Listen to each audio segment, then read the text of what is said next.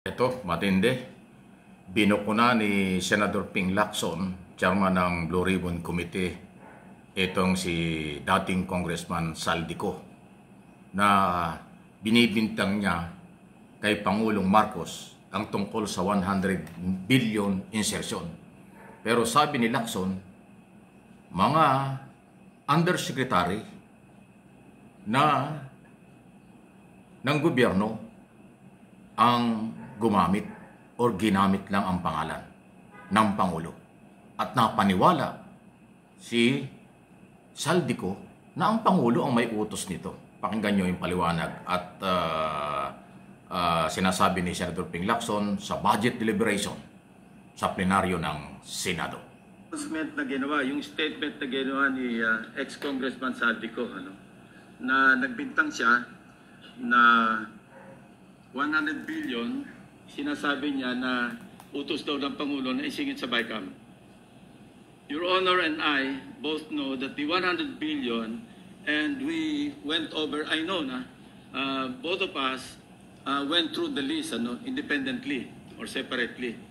And you and I agree na totoo yung listahan ng 100 billion pesos. Talaga nasingit sa BICAM.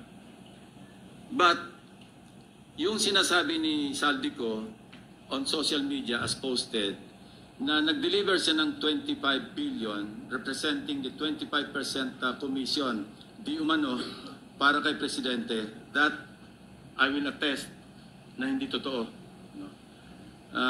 Yun talaga absolutely untrue or false. Untrue or completely false. Why? Because last Sunday, I received a call from the camp of former Undersecretary Roberto Bernardo.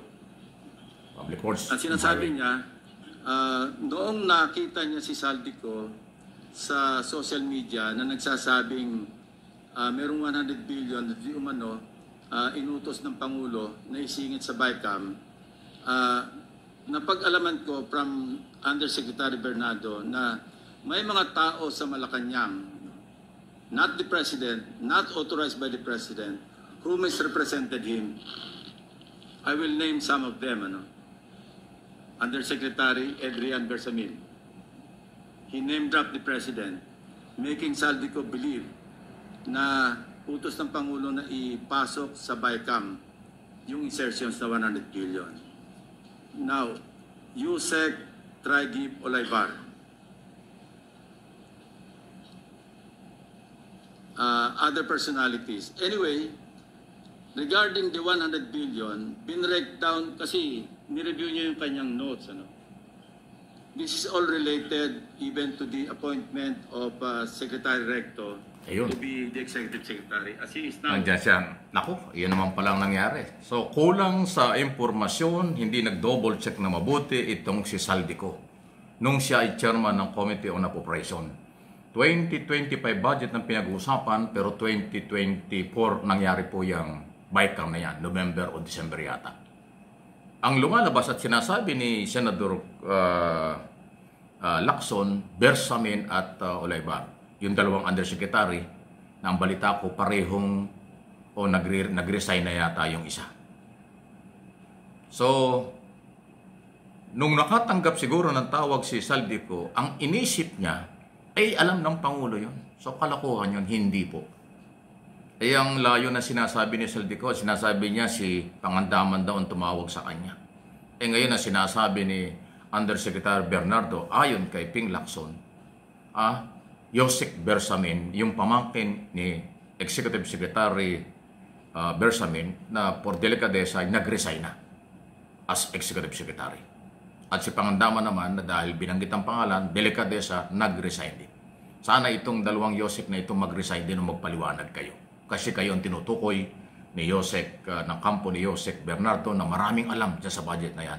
Kasi yan ay Senior Undersecretary ng Department of Public Works and Highway ng panahon ni Duterte at ng 2.5 years sa Marcos administration under Villar at saka Bonoan. Kaya ngayon dalawa parehong sumasabit eh. Yan po ang issue yan. So, delikadesa, dapat talaga mag-resign yung mga dapat ay mag-resign sa gobyerno. At ito naman si Saldico dapat nag-double check. Sa bagay, hindi naman natin dapat paniwalaan talaga yung video, yung scripted video ni Saldico. Kasi yan kaduwagan. Dapat kasi humarap ka rito. Kung lalaki ka, humarap ka, umuwi ka ng bansa, harapin mo. Lalo na ngayong kinasuhan ka na, ikaw yung unang-unang kinasuhang politiko ng ombudsman sa Sandigan Bayan. Baka next week o ilang araw na lang, warrant of arrest na. So lalo siguro matatakot to sa Saldico umuwi dahil may kaso na at may warrant of arrest na lalabas anytime. Ayan po yan. Okay? Baka hindi nyo alam.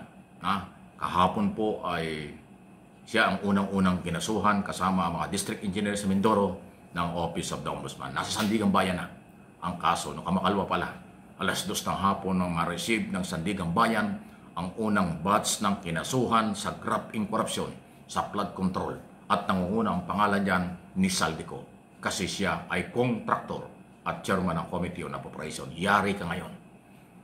Maglalabas ka ngayon ng mali-malit ng ebidensya at maglabas ka. Pero tanggalin mo naman yung tag price. May presyo pa yung mga malitang pinakita mo na napakamura ng halaga. Wala pang 1,500 yata ang isa. So sasabit ka talaga dyan. So yun ang update dyan. Sandali, balikan natin itong issue ng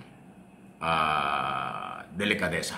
Ayan, maganda kasi ito dahil ito yung kultura ng Pilipino dapat Sa ibang bansa ginagawa ito. Bakit sa Pilipino kultura natin ng Pilipino mahiyain, takot sa Diyos at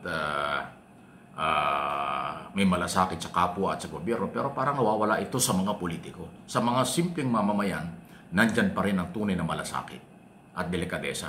Bakit sa mga politiko, lalo na sa Senado at Kongreso, wala? Wala kang naririnig.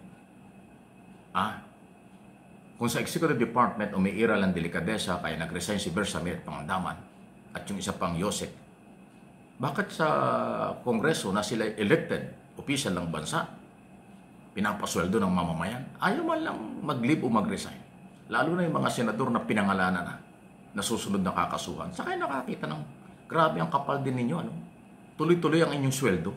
Pinapasweldo kayo ng taong bayan pero sabit kayo at sangkot kayo sa graft in corruption na daan-daang milyon ang pinag-uusapan. Tinuro na kayo, pinangalanan na kayo, may ebidensya pa. Pero nilib, pansamantalang pagpapahinga nyo, hindi man lang nyo magawa. Mag-resign bilang delikadesa at mag-focus sa kaso. Saka na lang kayo bumalik kung kinakailangan pa. Pero yung ginagamit nyo ang resources, manpower ng gobyerno, pinapasweldo kayo, pero kayo ay sangkot sa korupsyon. Anong mukha meron kayo? Di ba? Tatanong lang. Wala na kayong talagang kahihiyan? Mahiya naman kayo, sabi nga ng Pangulo. Grabe talaga, Ang kapal ng apog ng mga taong ito.